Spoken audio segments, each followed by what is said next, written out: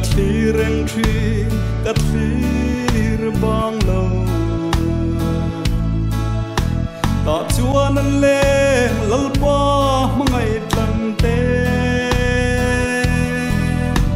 kho vel ram reng an ngai to lo nu tiang an chon kho vel ram hi o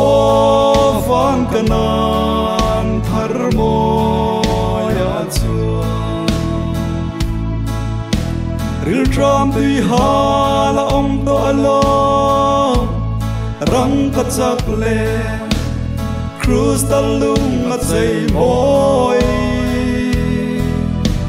lung ai mang an om lo na ram ma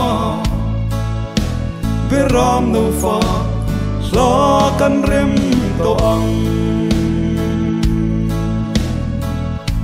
kho ver se om buai na ram ma lung ai na ten tha an zar thin i lam kan hoi cham tu kan ngai e kan trapin kan rum vong vong min om biro o lal ze ho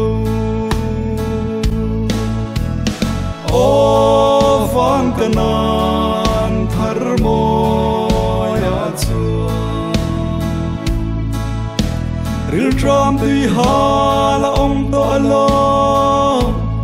rang ka chak le cruise ta lung a chei moi lung ai mang an om lo na ram ma ve ram no fa la kan rem to ang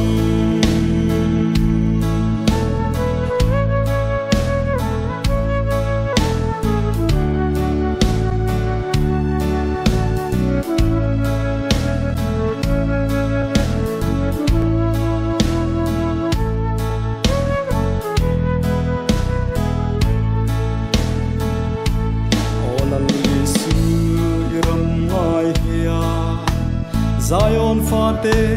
kan chau kan rume iram kan ngai ni re abang thei lo thi nong lo na mun chu o then la ka van hak le le o van kanan thar mo ya chuan ril tram tui ha la om to lo rang ka chak le cruise ta lung a chei moi lung ai mang an om lo na ram ma ve ram no fa la kan rem to ang